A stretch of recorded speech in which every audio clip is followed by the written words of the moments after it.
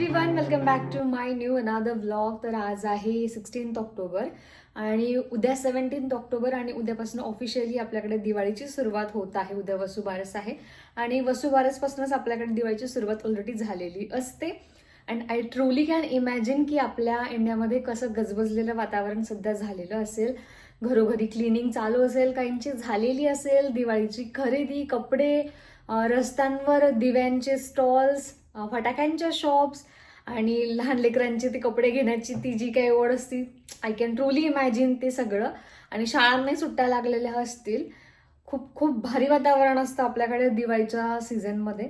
आणि आम्ही इथे स्वीडनमध्ये आहोत, तर ह्या गोष्टी सगळ्या मी खूप खूप जास्त मिस करत आहे. कारण दिवाळी आपल्याकडे सर्वात मोठा सण मानला जातो आणि आम्ही आता इथं स्वीडनमध्ये आहोत. आणि इथे काय असणार आहे, इकडे दिवाळी सेलिब्रेट होत नाही, तुम्हाला तर माहिती आहे, इकडचा तो फेस्टिवल नाही आहे. सो इकडं तेच शांतता आहे. इव्हन अजून आता थोडंसं वेदर चेंज झालेलं आहे, थंडीला सुरुवात झालेली आहे, त्याच्यामुळे अंधार लवकर पडतोय, सगळीकडे शांतता आणि ते काहीच माहोल नाही आहे. पण तरी आम्ही ट्राय करणार आहोत की त्या वाईब्स आम्ही ॲटलिस्ट घरामध्ये तरी क्रिएट करू. आमच्या होईल त्या पद्धतीने, आमच्याकडून शक्य होईल तसं आम्ही दिवाळी सेलिब्रेट करणार आहोत. सो लेट्स सी कशा पद्धतीने इकडे करता येते आम्हाला. आणि बऱ्यापैकी गोष्टी इथे भेटतात. काही गोष्टी मी ऑलरेडी आता आम्ही 2 महिन्यापूर्वी इंडियात गेलो होतो तेव्हा येताना बऱ्यापैकी गोष्टी मी आणलेल्या सुद्धा आहेत. तर असंच आपण दिवाळी सेलिब्रेट करणार आहोत. तुमच्यासोबत मी व्हिडिओ थ्रू ते शेअर करण्याचा नक्की प्रयत्न करणार आहे. त्याची सुरुवात आजच झालेली आहे. तर जसं मी म्हटलं उद्यापासून सुरुवात होत आहे, तर मी म्हटलं जेवढं ॲटलिस्ट मी आता ॲक्च्युली फर्स्ट दिवाळी आहे जी आम्ही इकडे सेपरेटली सेलिब्रेट करतोय. लग्न अगोदर तर ऑब्व्हियसली फॅमिलीसोबत आणि लग्नानंतर आम्ही घरीच होतो. सो सासरी आम्ही सगळे मिळून एकत्रच सगळं आतापर्यंत सेलिब्रेट केलं, दिवाळीचं सेलिब्रेशन केलं. आणि आता ह्या वर्षी मी एकटी आहे, तर फर्स्ट टाइम मी फराळ वगैरे हे सगळं करणार आहे. खरं तर मी या अगोदर जास्त काही बनवून बघितलेलं नाही आहे, फक्त मी लाडूच बनवले होते.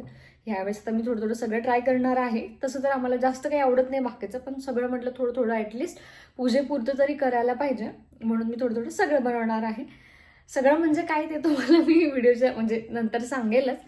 तर आज सुरुवात करते मी. अगोदर शंकरपाळे बनवू म्हटलं थोडेसे, आणि मग अजून काय काय ते 2-3 दिवसामध्ये मी बनवून घेईन. घराची क्लिनिंग ऑलरेडी आमची झालेली आहे. विकेंडला योगेशला सुट्टी होती, सो बऱ्यापैकी क्लिनिंग झालेली आहे. आता फक्त रूम बाकी आहे आणि खालच्या ज्या काही ट्रॉलीज आहेत त्या बाकी आहेत. सो त्या मी कधीही चालता बोलता करू शकते. सो चला मग आता. आणि हां, अजून एक डेकोरेशन पण करायचं आहे छान. त्यासाठी काही वस्तू मी घेतलेल्या आहे विकत. इथे एक इंडियन शॉप आहे तिथून, आणि काही गोष्टी ऑर्डर पण केलेल्या आहेत. तर मी सुरुवात केलेली आहे शंकरपाळ्यांना. हा मैदा इथे मिळतो. मैद्याला इकडे वेटीमॉल असं म्हणतात. तर हा या ब्रँडचा आहे. तर खालून मी आणलाय मैदा. आता ह्यामध्ये दूध आणि साखर घेतली आहे समप्रमाणात. साखर या दुधामध्ये आपल्याला विरघळून घ्यायचे, नंतर तूप ॲड करायचं. ऑब्व्हियसली तुम्हाला माहीतच असेल शंकरपाळ्याची रेसिपी मीच फर्स्ट टाइम करते. तर इकडे मी पीठ मळून ठेवलेलं आहे शंकरपाळ्यांचं, आणि त्याला 10 ते 15 मिनिटांसाठी रेस्टवर ठेवायचं आहे. मी करता करता माझा व्हिडिओ बंद केला, कारण ऑब्व्हियसली आईचा कॉल चालू होता. कारण मी फर्स्ट टाइम बनवते, सो मला असं नको होतं काहीतरी चुकी व्हावी माझ्याकडून, म्हणून आईचा कॉल चालू होता आणि कॉल चालू असताना मी हे केलं सगळं. सो हे सगळं हे 10-15 मिनिटांनी आपल्याला बनवायचं आहे. तोपर्यंत म्हटलं माझ्याकडे वेळ आहे, तर वेळ वाया न घालवता, because guys time is money. What you say. तर म्हटलं वेळ आहे तर उगीच उभं राहण्यापेक्षा वगैरे मग मी हे जे खालचे ट्रॉलीज आहे ते साफ करून घेते, पुसून घ्यायचे. तर 10-15 मिनिटं इकडे पीठ चांगलं भिजलं. त्याच्यानंतर मी आता ह्याला लाटायला घेतलंय. सो ह्याला आपल्याला असंच रॅन्डमली, जसं आपण पिठाचा एकदम मऊसूत पेढा बनवतो ना, तसं बनवायचं नाही असं मी व्हिडिओत पाहिलं आणि आईने पण सांगितलं. ह्या ज्या चिरा किंवा क्रॅक्स दिसत आहेत, that is one most important reason तुमचे शंकरपाळे खुसखुशीत होण्याचा.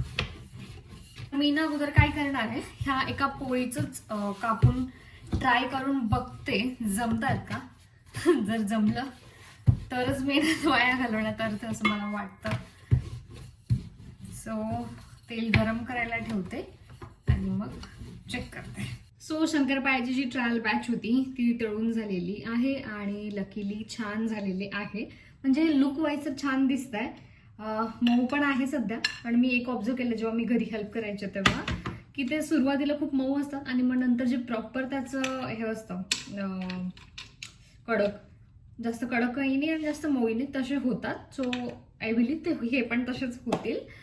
तर मी आता अगोदर गोड झाले की नाही हे चेक करणार आहे, पण त्या अगोदर नैवेद्याला मी जे दाखवणार आहे देवाला ते मी साईडला काढून ठेवते, म्हणजे ते उष्टे होणार नाहीत आणि मग ट्राय करूयात. आणि मग 2-3 दिवस खाल्ल्या पण जातील. तर आपण नैवेद्याला कसं उष्टे करून नाही ठेवू शकत, म्हणून मी हे प्रत्येक पदार्थ जो मी आता बनवेल ते असं थोडं साईडला मी काढून ठेवेल.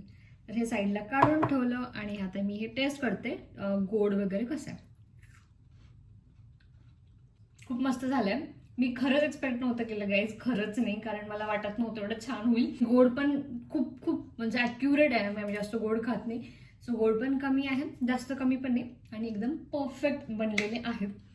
सो थँकफुली पहिला आयटम तरी मला जमला म्हणजे एवढं चेक केलं तर तरी जमलंय. आता बाकीचे मी असेच बनवणार.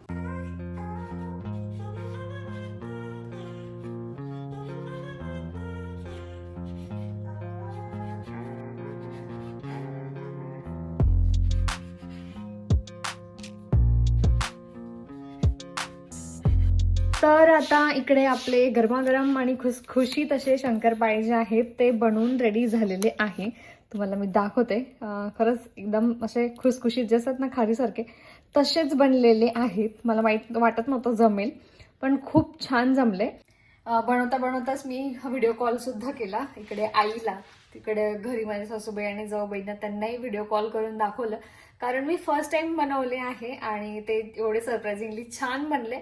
तर मला खूप छान वाटलं. म्हणजे जे नेहमी बनवतात त्यांच्यासाठी तर ही खूप इझी गोष्ट, पण मी फर्स्ट टाइम बनवले आणि तेही चांगले खुसखुशीत बनले. गोड सुद्धा अचूक प्रमाण, त्याच्यामुळे मला खूप जास्त आनंद झाला आणि थँक गॉड पहिली मेहनत म्हणजे सक्सेसफुल ठरली. नाहीतर काय होतं, पहिलाच पदार्थ जर आपला बिघडला तर मग पुढच्या गोष्टींचा उत्साह जो आहे तो एकदम निघून जातो. इकडे मी माझ्यासाठी चहा ठेवलेला आहे आता गरमागरम. योगेश तर ऑफिसमधूनच घेऊन येतात, सो मग मी माझ्यासाठी सोलॅन किचन. आता भरपूर मेस झाले तर ते इग्नोर करा, मी आवरेल थोड्या वेळात. आणि बाहेर तुम्ही आता अंधार बघू शकता, 5:30 वाजले आणि 5:30 वाजताच एकदम असं थोडंसं लाईट अंधार पडायला लागलेला आहे. सूर्य मावळतो लवकर आता इकडे, आणि ऑटम सीझन सुरू आहे. तर झाडं बघा कसे एकदम कलरफुल झालेले आहे आणि आमच्या विंडोमधनं तर एकदम सुंदर असा व्ह्यू दिसतो. हॅलो, सो आज आहे नेक्स्ट डे आणि आपल्यासोबत आहे सुप्रिया. सो आज आहे नेक्स्ट डे आणि आजपासून दिवाळीची सुरुवात झालेली आहे. सो तुम्हाला सगळ्यांना हॅपी दिवाळी. आज वसू बारस आहे, तर हॅपी दिवाळी फ्रॉम अस. तर मी आणि सुप्रिया आम्ही आलो आहोत बाहेर एका इंडियन ग्रोसरी शॉपमध्ये जायला. उठणं वगैरे काही मिळतं का ते चेक करणार आहोत. ते सुप्रिया सकाळी आली होती आमच्या घरी, मस्त स्पेशल रगडा बनवून घेऊन. बिचारी 6:30 वाजता उठून रगडा बनवला आणि घेऊन आली. सो स्वीट आणि खूप छान झाला होता. सो आता आम्ही चाललो आहोत आणि खूप थंडी आहे आणि जेव्हा उन्हातून जातो तेव्हा खूप भारी वाटतं. बघू आता तिथे आपल्याला काय मिळतं. सो मी आले आहे आता घरी आले म्हणजे जस्ट आलेच आहे. आणि योगेश पण खाली आलेले होते कारण आमचं आलेलं आहे पार्सल. ये आणि डेकोरेशनचं सामान मी म्हणणार होते गेस करा यात काय असेल. तर तेमू ॲप जे आहे त्याच्यावरून मी काही दिवाळीसाठी गोष्टी मागवल्या होत्या डेकोरेशनच्या, तर त्याच आलेलं आहे पार्सल. खाली आलं होतं, सो योगेशने ते रिसीव्ह केलंय आणि मग मी तुम्हाला दाखवते आम्ही काय मागवलंय आणि मी पण काय आणलंय ते पण मी तुम्हाला दाखवते.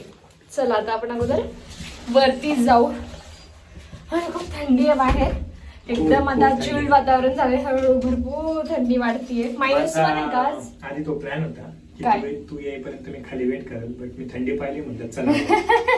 खूप थंडी आहे खरंच. -1 होता आय गेस आज. असं स्टार्ट झालं आता वॉर्मर्स आणि लेअरिंगने जॅकेट्स घालायला लागतील. मी काय आणलं अगोदर तुम्ही दाखवते. काजू कतली, हल्दीरामची काजू कतली भेटलीये. किती फ्रेश असेल आता खरं डाऊट आहे, बट चलो मिळाली तीच खूप महत्वाचं आहे. काजू कतली आहे. त्यानंतर हे बेसन लाडू आहे हल्दीरामचे, ते आणले पॅकेट. तसं मी बनवणार आहे बेसनाचे लाडू घरी, पण हे एक आणलंय आम्ही. आणि हे आहे सोनपापडी हल्दीरामची. हे आहे टेमूचं पार्सल. टेमू ॲप तुम्हाला माहित असेल, या अगोदर मी त्याच्यावर बरंच सामान मागवलंय. तर आता त्याची हे खूप छोट्या छोट्या आल्या, वेगळंच आल्या हा माळा. नाही हे तोरण आहे, सॉरी. सो सेकंड आहे हे असं स्टँड आहेत दिव्याचे. इथे आपण दिवा ठेवणार. तर डेकोरेटिव्ह पीसच आहे हे पण. असे 4 आहेत हे.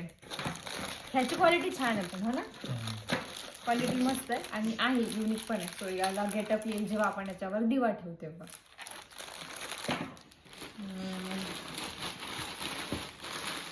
ह्या माळा आहेत ज्या की दिसत वेगळ्या होता फोटोमध्ये. आपल्याकडं ज्या नकली माळा मिळतात, आर्टिफिशियल माळा मिळतात, त्या थोड्याशा वेगळ्या असतात. ह्या थोड्या वेगळ्या आहे खरं. आणि ह्या अशा एकदम चेपून गेलाय पार्सल पॅकिंगमुळं आणि त्याचा तो लुक गेला असं मला फील होत आहे. दिसतील लेट्स सी. करू आपण फुल ना फुलाची पाकळी आता ऑप्शन तर नाहीये. तर ह्या मला वाटतं 4 माळ आहेत. तर ह्या घरात डेकोरेशनसाठी काम येतील आपल्याला. आणि हे फुलं आहेत, हे पण आर्टिफिशियलच आहेत झेंडू सारखे. तर मग इकडे फुलं मिळत नाही तेवढे, आणि मिळाले तरी खूप महाग होतात. मग पूजेपुरते वापरता येतात, डेकोरेशनला पाहिजे असेल तर मग मी हे आर्टिफिशियल फुलं वापरू शकते. ओरिजिनलच वाटतंय. ओरिजिनलच वाटतंय ते. मला वाटतं आर्टिफिशियल नसेल, ते वाळवून दिलेलं असेल ते फुलं, काय माहिती. ओपन केल्यावरच कळेल. हे आहेत LED दिवे जे की 24 आहेत आणि स्वस्त मिळालेत. सो मग मी हे पण मागवलंय.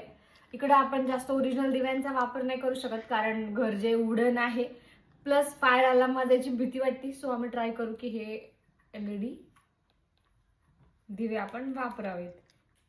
सो येस, हे असे LED दिवे आहेत.